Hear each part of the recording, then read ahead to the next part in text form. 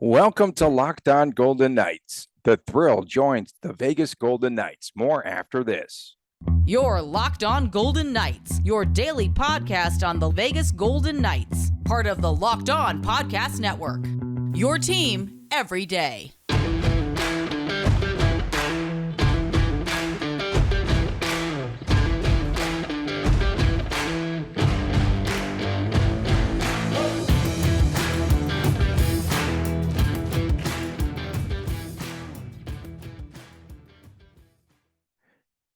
Hi again, everyone. Tony Cordasco, Chris Gawlik from Las Vegas. You could find us on YouTube at Locked On VGK, which is also our Twitter handle, we might add. And I am at Tony Dasco on Twitter. He is at TD Chris G. Today's episode brought to you by BetOnline. BetOnline has you covered this season with more props, odds, and lines than ever before. BetOnline, where the game starts. Chris. Hi. Is Phil Kessel still the thrill? I think he believes so. Okay, so Kelly McCrimmon, just to set the scene, and then you can fire away. It's Feisty Friday, too, and it's WTF Friday, or What the Friday as well. Okay, so Kelly McCrimmon, introducing Phil Kessel, said that VGK has been looking to sign a veteran forward. He said that there have been conversations going on for a while. I do not believe the teams were knocking down Phil Kessel's door. He said he had a couple of options. VGK was one. McCrimmon said he has a high-end skill set, unique to where VGK is at, has a great power play utility. That's going to be one of our go-to lines on this show in the future.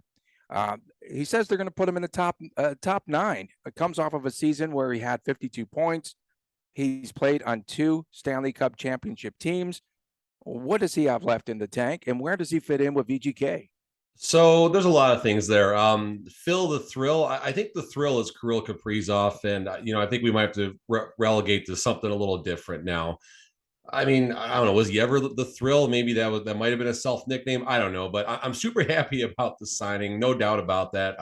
I was fortunate enough to sneak in a question on the Twitter space right after the the signing was announced Wednesday night with Gary Lawless. And I asked about how he's going to fit in and the chemistry and what does he bring? Because in Arizona, right, he was the old man. He's still the old man, but in Arizona, he was the old man amongst a bunch of up and comers on a team that was absolutely going nowhere, and it's still going nowhere. And now it's going to Northern Arizona with 5,000 fans in the arena. And what Lawless alluded to is a few different things. One, he's going to be cool as a cucumber. That was what he said as far as how he's going to be in the locker room, how he's going to be in pressure situations. It took Lawless all of 35 seconds to start talking about when the Golden Knights make the playoffs. And that's what I want to highlight for a second, because Lawless did mention VGK did have some dry runs in the playoffs. So I keep on saying Kirill Kaprizov now because you said the thrill earlier. You got me thinking about the other thrill, who is the thrill. So Phil Kessel, his playoff stats. This is important, folks. I center myself. Here we go. 96 games played, 34 and 47, 34 goals, 47 assists, 81 points. He is getting a playoff points in 87% of his games played, folks. 87%. That by itself is absolutely huge. What does he have left in the tank? That's certainly very, very fair. He is 34 years old right now. Is that right? 34 years old right now? Yep. October 2nd, 1987, in case you want to send him a gift basket, Tony, by the way. That's his birthday. So 1,204 games played, folks. He is going to break the consecutive, God willing, and he doesn't have something bad happen, he's going to break the consecutive games played, the Cal Ripken hockey version of it, if you will, for consecutive games played. October 24th against the Toronto Maple Leafs right here in Vegas. We had 500 man games lost to injury, folks. Now we just signed potentially the most durable player in the modern day NHL. Yeah. Puts up 50 plus points on just a garbage Arizona team. Call it what it is. This is a huge signing, folks. And did he have other offers on the table? Sure.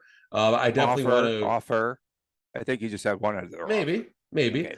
But we definitely want to compare the situation with Stastny right now, right? So there's a bunch of people chirping out there that Stastny was possibly offered more money and turn down to come to Vegas. Like I find that kind of turn down more money to play in Vegas again. Supposedly he's still, I guess, a little upset about the trade a few years ago and all that, but he had a huge contract then. So I don't know, but yeah, so much to go and take me down another path. Tony, go ahead. No, William Karlsson is the player that's most ecstatic about the arrival of Phil Kessel, because last season a career low shooting percentage of 4.6% for Kessel, and now Karlsson's got a little bit of competition, I think. But I knew there was something coming, Tony. That's why I held on to the coffee and just froze for a second. I just wanted want to get see the point. coffee come out of your nose. That's my goal each and every day. I got like 10 grand in sports cards on my desk right now. That would not be good. No, that would not be good.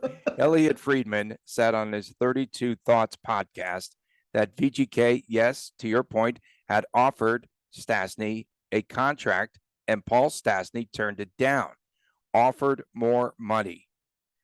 We got to find out what happened there. That's a pretty interesting take. Yeah, I think, again, this is all just in random spaces in the Twitterverse last night. A lot of random perspectives that didn't have a lot of people citing sources, but no one really coming to bat with anything big last night. So I'm not going to mention which group just based off of that. But, I saw a couple people going up and back. Two people I know and respect in the industry kind of going up and back about that. But I guess Stastny, he's still a regular around Vegas. Obviously, we know this because he's, he lives out here. A regular city national, I guess, still skates with some, VGKs during the summer and stuff like that. So just based on that, it's hard for me to completely buy into the fact that Stastny was very unhappy about things. I mean, why are you going to hang out around the team? Why are you going to hang out in the arena? There's two other places that are not affiliated with VGK in this town, and that's the Las Vegas Ice Center. And then you have Fiesta up north until obviously that changes. So if he's looking for ice time, he can afford it. There's no doubt about that. And if he doesn't want to, if VGK is that much of a haunting memory to him, he's not going to be at City National. So maybe he just, he likes it here. He's happy here. Maybe it's the breakup, Tony, where you stay friends with your ex, right? Maybe things didn't work out when you were in a romantic relationship, but when you're friends, it's better. And maybe that's all it is. I don't know. Maybe he is a little sour about being traded for, basically a salary dump at the time. He was, I think, was he like a $5 million salary back with VGK? And then we shut him for like a low level, pick or a fourth liner or something like that. So maybe that's what he's upset about. And I mean, fine, these people have memories, and if he is upset about that and decided to go to a contender and not Vegas, maybe that was a shot now that we tearing a little deeper into this, then so be it. So be it. I mean, are we going to boo Stastny now when he comes back to Vegas in, I think, March or February when Carolina comes? I don't think so. We're not going to boo Stastny, are we? I mean, maybe Reeves if he's not watering his lawn to the right schedule, but outside of that, like, what's the issue? Yeah, I did detect some bitterness when I was reading those quotes the other day from Stastny. Kessel, by the way, 7 games away from Keith Yandel's record of 989 consecutive games. He will tie the mark, the 7th game of this season against Toronto on October the 24th. His 1000th consecutive game will be November the 17th, ironically against the Coyotes, a team that he really, I thought, took some shots at, when he had his presser on Thursday in his car. And okay, does the streak still count? Okay, if Kessel at game 956 in Detroit, okay, they put him on the ice for one shift, 30 seconds, and then he got on a plane and went to go home because his wife was expecting their child. Does that still count? Does that still matter? I mean, wow, come on. That's good. That's good digging, Tony. I had no idea. 30-second shift. It counts. It counts. Remember, Patrick Marleau got once the first TV timeout came. Patrick Marleau got the show at T-Mobile last year. So why not? Or 2 years ago, whatever that was. And then Kessel says he expects to have a big role here in Las Vegas. A top 9 player or a top 6 player. There's no way you cannot put him on Eichel's line. He's just too slow. And I'm even concerned about Mark Stone if he can keep up with the pace of Jack Eichel. Why, if you have Jack Eichel, why do you need another big speed skater out there? Why? Just someone that can keep up with him. I think that could enter the zone maybe at equally and from that, around the same fair. time as Eichel and can handle those passes. Now we do know that the good thing about Kessel, he will be a major contributor on the power play. I think he bolsters the power play. And I think that's his biggest gift that he will bring to VGK, because he's a great passer. He's a great passer. He's an elite passer. And yes, he said that was an anomaly with the season last year with the Arizona Coyotes. And I think now he probably gets back on track. He should have, a healthy season, hopefully, and he can contribute in so many ways. But I also pulled up something from J Fresh Hockey, Chris. Pretty interesting. They had this graphic. And I mean, it was a bomb of a season, and he still wound up with 52 points, which is it's incredible, really. He didn't play defense. According to the analytics, he doesn't hit. Oh, he'll fit right in with this finesse team. He doesn't get hit. He doesn't draw penalties, but he doesn't miss games. Besides that, everything's great. And I don't know why my I just flashed there, but it looks like we're still good. So little lightning in your neighborhood? Yeah, What's a little bit of going on lightning. Watch it. So a couple things that I was taking out there. So going back to the line combinations. Sure, can Kessel skate and maybe have a good, as solid a fluid of a breakout, if you will, with Jack Eichel? No. But what if you have Marchessault out there? Now Kessel doesn't need to be the speedster. Kessel needs to be the person to find open ice or create space to find Marchessault and Jack Eichel once they're in the zone. That's where I think Kessel could line up. Back to the comments about the top 9. That's just McCrimmon. That's just some lip service right there. It gives us another option. I think he's going to be top 6 all day. And if Kessel is on the third line and things are clicking like that, folks, that was my biggest concern kind of coming out of the second half of the offseason is what's the third line going to look like? Now it's starting to take shape. I mean, there's a chance this drops Chandler Stevenson down to the third line now. And if Stevenson can find a way to click with someone besides Mark Stone, that could be really huge for us. I mean, geez, Stevenson, Kessel, and who cares who the other person is, right? I mean, Stevenson, Kessel, Amadio, if that's your third line, folks, and that's working out well, that's absolutely remarkable because maybe William Karlsson might score 20 goals again. I mean, I'm still holding out hope for Karlsson that was more of a DeBoer thing. He scored 20 or more goals twice with Gallant, so that's my hope. And now you put an elite passer out there with them, that could certainly line up really well for Kessel. I don't think I could miss the net if I'm playing with all that talent there now in the top 9. Say, I'm careful, Tony. 6. I'm gonna put you on the ice. I'm gonna put you on the ice one of these days now, and I'll give you a stick. I'll give you a puck, and I'll put you 12 feet from it. And let's see how many empty netters you make. Okay, that's fair. And then I can slew foot you, maybe if you can catch me. Okay, it's not hard. It's not hard to catch me on ice, folks. Hey, I'm sorry. One thing I recall too, it's another, when you talk about the locker room and missing that player that could really get this team charged up, I think Kessel is that guy. I remember the one playoff game where he jumped on Evgeny Malkin. There was one game I remember seeing highlights where he was just all over him because he did something wrong, but he is a team leader. And I think his new number, he's going to give up 81. 26. So graciously, it's 29. 26. I think it's the Fleury number, 29, in honor of Fleury, and then taking some good shots at VGK. That's pretty funny. No, so I did a little. We were exchanging some texts because I thought Marchie was going to give up the number, and I think Marchie probably would have, but I think Kessel just said no. I think Kessel's making the call for the number and not making Marchie have to make that decision, which I think is honorable and admirable. Number one, but Kessel, I think the story with him. He liked number 8, but everywhere he was trying to go, it was retired for, obviously that's a pretty famous number, of course. So then he went to 81, just put the 1 on the end of it. But I think in college he wore 26. So I think that's the storyline there. So just based on historical data, if you will, folks, I'm gonna handicap 26. And I thought Marchie was going to switch to 18 because that was his old number. That's what he wanted when he got to Tampa, but it was taken. So that's the story with the numbers there. Yeah, I still don't think VGK wants to, for some reason, they don't want to break up the misfit line. I just get that feeling, and we'll have to see how things work out there with. If it works, fine. Like if the misfit line works with what we have now around it, okay, great. And now all of a sudden, we've been talking about Brossoit and Manaman and everything. where do they fit in now? I mean, a lot of people just got pushed down. I mean, all of a sudden the AHL, the Silver Knights just got a pretty solid roster maybe for the first 5 or 6 weeks as VGK tries to figure things out. And again, the deal is 1 year at 1.5 million. And So it also sexy. puts, So nice. So it also nice. put, thank you. And it also puts now Kessel closer once again to his really good friend, Rick Tocchet. I did not realize that Tocchet lives here in Las Vegas now. He resides here, and those two have a long time, friendship going on. So that's pretty interesting. And then again, those shots that Kessel took, nice playing for a team that wants to win.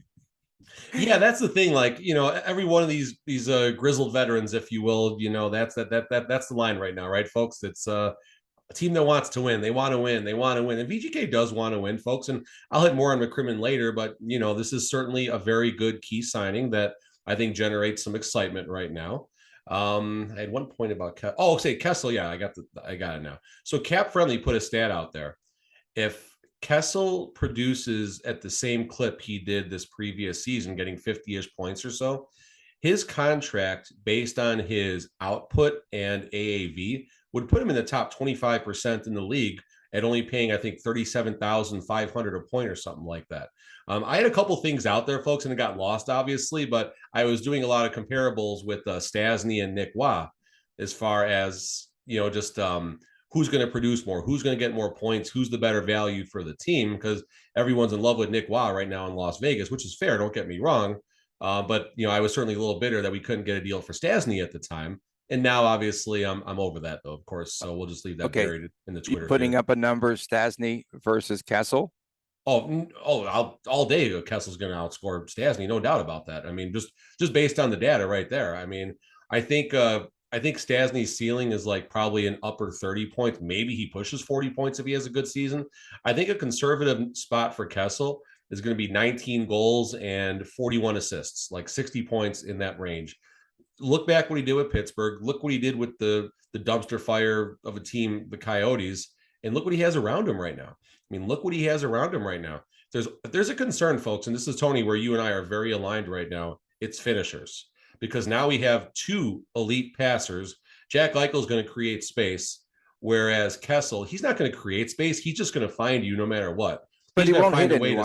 He's not going to hit anyone or be hit. And that's fine too. Whatever. I mean, it's not the 1996 NHL anymore or the 1974 NHL where the players were skating in mud basically trying to get through the neutral zone. So I'm okay with that to a degree. We've hit on that too about the physicality of VGK, but we got a lot of passers right now, and we're going to need Mark Stone, Nick Waugh, Jonathan Marchessault, probably most famously, to become elite finishers now. And Marchessault is an elite elite maybe is a little stretch, but Marchessault is a sniper. He can finish very well. Pacioretty was an elite finisher. We need someone to really fill that Pacioretty role right now, whether it's internal or maybe even external once the season starts. Coming up next, we will have an update on VGK's net minding situation. More after this. You're listening to Locked On Golden Knights. BetOnline.net, the fastest and the easiest way to check in on all of your betting needs. Find all of your favorite sports and events at the #1 online source for odds, lines, and games. Find reviews and news of every league, including Major League Baseball, NFL, NBA, NHL, of course, combat sports, esports, and even golf. BetOnline continues to be the top online resource for all of your sports wagering information. From live in-game betting, scores, and podcasts, they have you all covered. Head to BetOnline today or use your mobile device to learn more about the action that is going down today. BetOnline, where the game starts.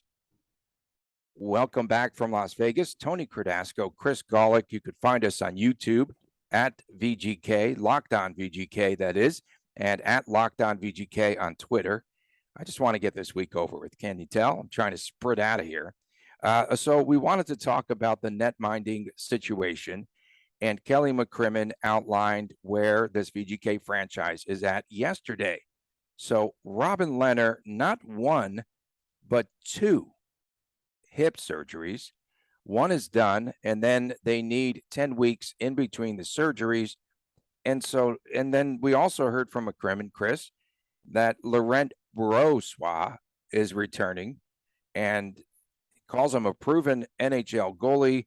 And so they will start the season. He says that Brossoit is actually ready. He'll be playing. He'll be a netminder when everything happens here, when it starts, when the puck drops, all that. And so it's Logan Thompson and Laurent Brossoit. Are you comfortable with those two goaltenders to start the season? It will not finish that way. Right? All right. So we got a couple things there. Brossoit, Logan Thompson. Yes, there is a concern because of his lack of NHL games played. I'm comfortable with his ability. I'm comfortable if LT, we've talked, if he starts like 60 games, like we felt that's a good spot, right? We felt VGK might be in a good spot if LT gets about 60 starts or so. Pardon me. It might happen out of necessity now. Who the heck knows how that's going to play out? The reality, I don't know last year was technically his rookie season based on his games played. This might even be his unofficial rookie season because he's obviously going to hit the minimum games played to achieve that number, so to speak. But looking at Brossoit right now, this is a concern, folks. The most starts he's had in a season was with the Vegas Golden Knights this past season. And he couldn't even crack a 90 save percentage with a 2.90 goals against. That's the concern right there. Logan Thompson, is he going to start 66, 67 games to knock Brossoit down into the mid-teens? That's a bit of a concern. That definitely concerns me. I don't know if Brossoit is going to be the day one goalie, the day one backup, we should say, based on his injury situation. It seems like he's ahead of his recovery based on McCrimmon's recent comments, but I would not be surprised if it's Hutchinson or Patera as the backup for game one. And how long will it be until Brossoit comes back? So I think this is a for now situation. If a change is going to be made, I can see a proven NHL netminder joining the team at some point, either between now and training camp. Just because McCrimmon said this is how it's going to be does not mean that's how it's going to be. That could be lip service, folks. This could be that lip service that just and maybe it is not even lip service. Maybe in his mind he's not making a move, but you never know what might present itself right now. There are teams that are looking at VGK's situation and they might knock on the door and kick the tires, and McCrimmon might consider it and do the eyebrow dance, and all of a sudden we make a deal. So am I concerned? Yes. Am I concerned if Brossoit has to play like 25 games? I don't know if that's going to bode well for the long-term situation for VGK, and if that's good for Logan Thompson's development even. Yeah. And, there was a question posed to Kelly McCrimmon during the press conference about, I think it was Greg Wyshynski, who always asks the really hard-hitting questions. I think, national reporter on there, but he was asking, okay, so the timing of, finding out when Robin Lehner had to undergo not one, but two hip surgeries, okay, was in July. I guess Lehner had returned to Las Vegas, and then they took him to a doctor, I think in Houston, and they evaluated things, and he's back in Sweden. And again, those two hip surgeries, which will take a long time to recover. So he's out for the season. But, the timing of that, it took all of those free agent goaltenders off of the market. And I think, that was something that really McCrimmon could not cover up. I think that the timing was not good, but you had to know that something was wrong with the hips of Robin Lehner, right? Before then, and I guess what happened in February, but yeah. but they were going to gamble perhaps that he could make it through another season, and then maybe have hip surgery later on. I don't know what they were thinking there, but real interesting because I felt like it put them in a bind. They could have had a more experienced goaltender there as maybe their number one or 1A. No doubt. And, we talked about the timing and the concern, and we both immediately, when the news came out with Lehner going to be gone, we hit this exact same subject, right? A lot of goalies have been taken off, but maybe there was hope that Lehner was going to be okay at some point in the first, let's just be conservative here. Maybe there was legit hope that he would be joining the team in the first third of the season, which then they'd have to make a decision with Brossoit or Logan Thompson as far as sending LT back to the AHL or wavering Brossoit and seeing how that plays out. So maybe there was, a perspective, hey, Leonard's going to be back. We're not going to sweat this a whole lot. I mean, he's your $5 million goalie. He has been, up until this season, pretty durable as far as games played and starts and stuff like that. We can argue the results, obviously, and actually we can't argue the results. The results are pretty clear for the last season and a half. They haven't been very good, but he can play. He's durable. He logs minutes. He logs games. So I'm somewhat buying to an extent that either A, they knew this was happening and they're good with LT, or I would lean more towards the fact that they really thought Logan, get my goalies mixed up, Leonard would be able to join the team in the first third of the season and they ride the wave. Otherwise, I think they might have made a little more of an aggressive move, but maybe that changes the entire trajectory of the offseason, including not getting Phil Kessel. Who knows? Yeah, I don't feel very comfortable with those two goalies starting the season. It's a concern. It's fair. Yeah, LT, I think is more favorable with me. I feel that he could definitely continue to play consistent hockey. Brossoit, I think, is a big question mark for me. And, Kelly McCrimmon also said, that they now have the priority of signing Nick Hague. He didn't say sign and trade, I don't believe. He said that VGK is always open for business. And they do have, what did we figure out now when all is said and done? About probably 4 million? 3.5 to 4, I'd say. Okay, so 4 million still to sign someone. So, McCrimmon said, okay, all of our RFAs we signed, Howden and Moi, White Cloud, Keegan Colasar. And again, they are hopeful that they can sign Nick Hague. That's priority one in advance of training camp. And he also stressed that all those players that they wanted to go out and sign are under age 25. Yeah, no doubt. And Nick Hague definitely, I'm trying to look up, Cap Friendly put something else out regarding Hague.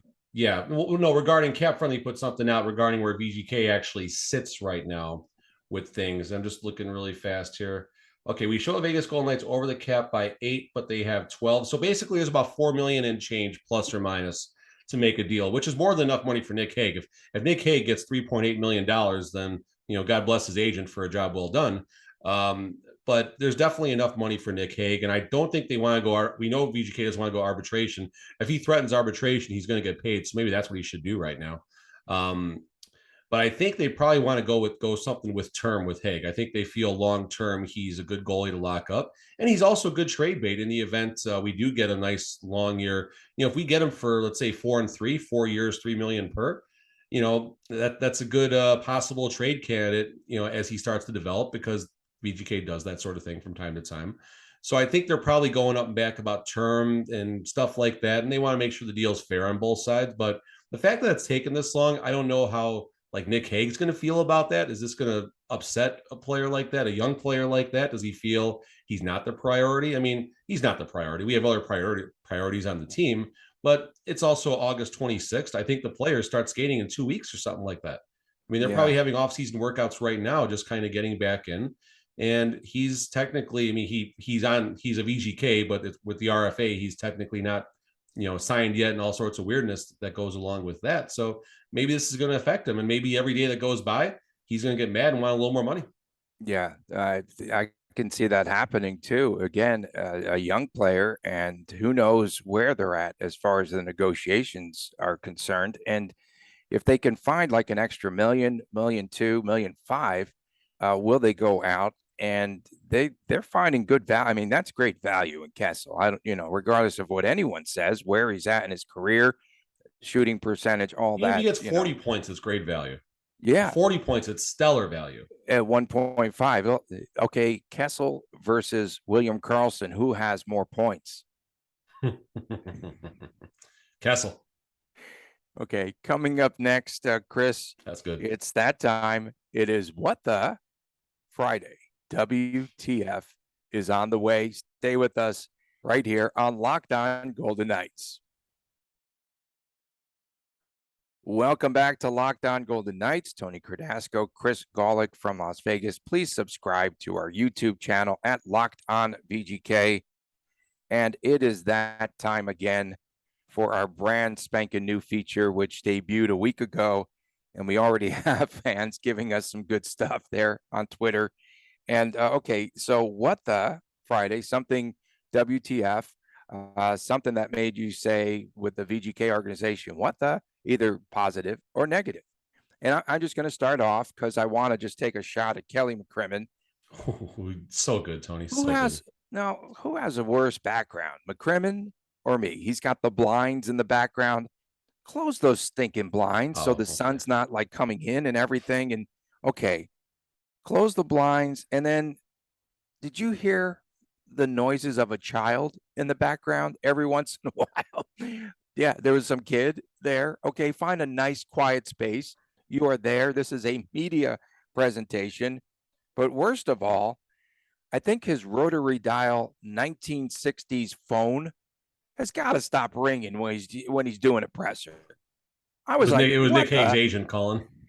Did you hear that ring? Honestly, I didn't get a chance to watch it. I had a very Oh, busy it day was off. working He's yesterday, got but this I've loud read about it. ring on his rotary phone, and he's not here in Vegas. I don't think he's probably in Canada. Does he have grandkids? Does he have kids? There's a kid in the background, for crying out loud.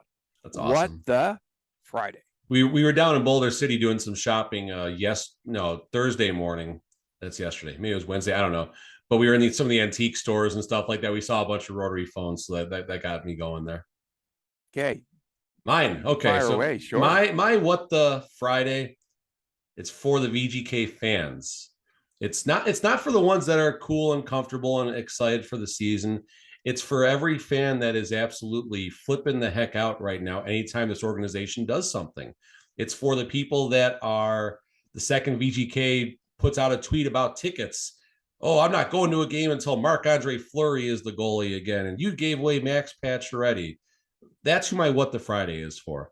Folks, there is a process that we as fans just have to understand while these experts who know more than you, who know more than me, who know more than 99.9% of the humans on the planet when it comes to composing an NHL roster properly.